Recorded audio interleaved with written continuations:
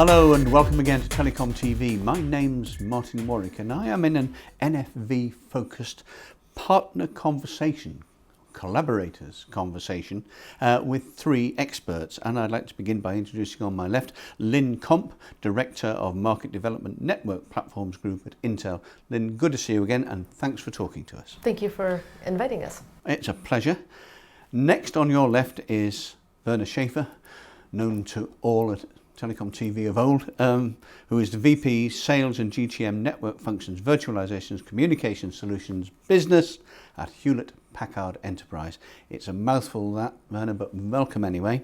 Right, we're all getting used to it, but we are. Thanks for having us. That's a pleasure. And on your left is Flemming Andersen, Senior Director, Service Providers, EMEA at Brocade. Hello, nice to be here. So let's get straight into it. I'd like to begin by asking you all, how long has Intel, Hewlett Packard Enterprise and Brocade been in an NFV focused collaboration? Lynn, how would you like to start? Well, I know that we've been collaborating with Brocade and with HP separately for many years, and I think the coming together was much more recent, but it really pulled together and took advantage of all of the earlier collaborations we had done separately. Yeah, that's right. Both Brocade and Intel were actually founding partners of the HPE, now Open NFV program, when we introduced that at Mobile World Congress last year. So it's almost 18 months now that we're working on that. And so, Flemming, what's it like for you at Brocade? How long have you been in collaboration with HPE and Intel, and how's it working? So we've been in collaboration with Hewlett Packard Enterprises almost as long as Brocade has been in existence. Hewlett Packard has been one of our foremost partners for many years, since we invented our early technologies. And we're very much enjoying expanding this relationship into the virtualized network functions now together in a trio with Intel, which really took serious pace after our acquisition in 2012 of vRouter software, which is our core technology component in this. Thank you. So this is a question really for Lynn and Werner, but how does the utilization of ecosystems such as network builders and Open NFV support a company like Brocade? Well, one of the things that I think is the biggest advantage is in this industry where the business cycles are long and everybody would like to shrink them. Companies like Brocade have the ability to accelerate their time to market by collaborating to test directly with HP and then optimize with taking advantage of all of the features that are in the underlying Intel platform, so they can deliver solutions that much faster to the end customers. And Werner, from HPE's point of view?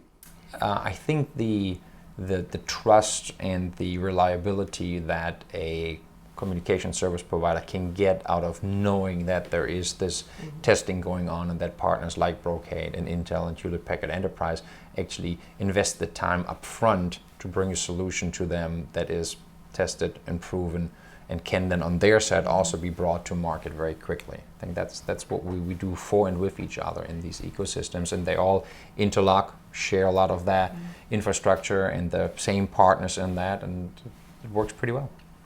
Lynn, and one more for you. I'm not picking on you, we'll get to him more in a moment, but one more for you at the present. How does the Intel Network Builders ecosystem help communication service providers with time to market, interoperability and NFV deployments?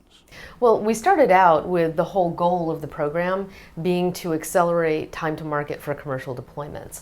And over the last year, we've really been successful in matchmaking, helping partners get introduced to one another, helping them be optimized more quickly before they start working together. But even at IDF this last year, our Intel Developer Forum, we announced the Fast Track initiative, where we're working with companies such as HPE and Brocade and others to help accelerate interoperability testing, plug fests, and even some of the integration process in advance of these service providers so that the whole market moves a little bit faster. So over to you, Flemming. What was your experience at Brocade like in testing the vRouter in the Open NFV Partner Lab? Yeah, so thanks for that question. I must admit that when I was first informed and saw the results coming out from the partner lab, it was quite surprising. It was far beyond our expectations, and I think those of our partners as well. When we saw performance of our vRouter vRouter in the lab at a performance rate higher than some hardware, we knew that this was the beginning of something very great for our three companies.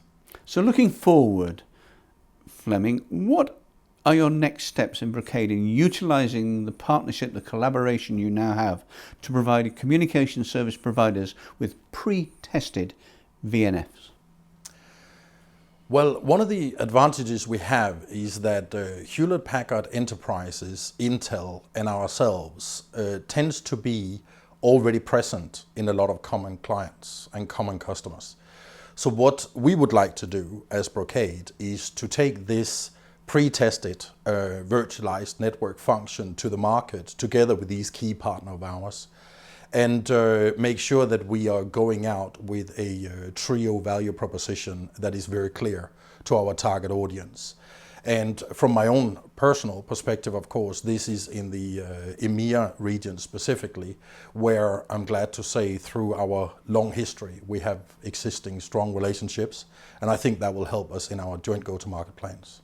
So Werner, I'm going to bat one over to you and I'll ask Lynn to comment on it subsequent to that. But to begin with you, to what extent does HPE utilise open source to process the journey to NFV? And I'm talking specifically about how does HPE contribute to OpenStack, or how does Intel contribute to OPNFV, etc.? Open source is something that we've been committed to for many years as Hewlett Packard. Now, obviously, that continues as Hewlett Packard Enterprise. And that goes along many areas. If it's the Linux Foundation work that's happening, if it is ODL from the SDN side, if it is OPNFV, it is at the heart of what we're doing. And if you think about our commitment to Helium carrier grade, where we said, everything we do there, we will upstream, and that is also part of the relationship that we have there together with Wind River, the Intel company that we work with obviously very closely here. And we've been asked about this oftentimes, is this also going to be upstreamed? And yes, it is. We will be open source around that. We think it's extremely important.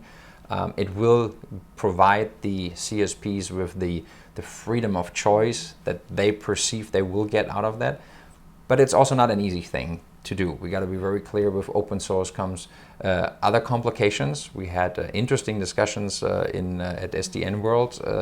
Peter Willis from BT made an interesting speech there that I think got a lot of attention, and it's up to us as the supporters and the providers. You ask about resources. We have literally hundreds of developers that contribute there to make that work for telco and to give them the confidence that OpenStack in that case and open source is really something that they can bet their company on.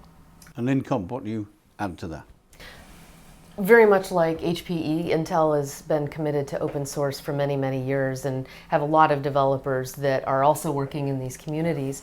And we also are taking all of the innovation that we're doing in optimizations and putting it back in open source through communities like OPNFV. And I do agree with Werner when he says that, well, it gives you all the power to do extensibility on your own. There's also a great responsibility with that great power, and that's why you would need companies such as HPE to partner along with you along that way, simply because just because you can do it doesn't mean you really want to afford to do it all the time. Thank you. Last one to Werner, which is this, Werner. HPE and Intel are collaborating on several NFV specific labs.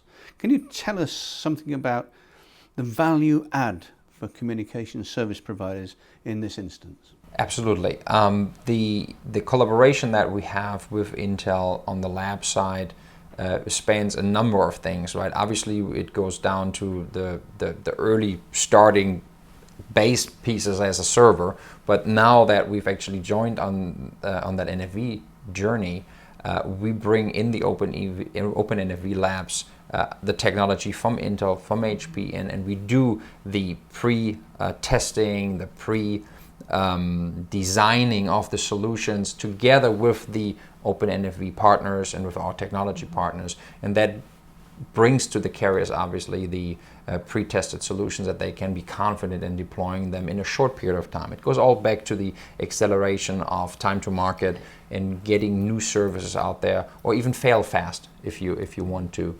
And that's what we think is one of the big examples amongst all the other things that we actually do and collaborate very closely on. Lynn, you're nodding in affirmation there. Have you anything to add to that? I think that it's one of the most powerful collaborations, mostly because the carriers do want this time to market, and also we're both contributing a lot of the test capabilities and concepts back into the open source community. Again, in any area where the Linux Foundation has test and characterization, we're just sharing this because the industry really hasn't developed a lot of this methodology yet, unlike other ecosystems. And so to accelerate that methodology, we're again collaborating and open sourcing whatever we can from the Intel labs to help everybody accelerate go-to-market. It's really interesting to listen to partner conversations amongst people from 3 different companies who obviously and evidently know exactly what we're talking about. So thanks very much indeed, Lynn, Werner, Schaefer and Flemming Andersen. Thank you all. Thank you.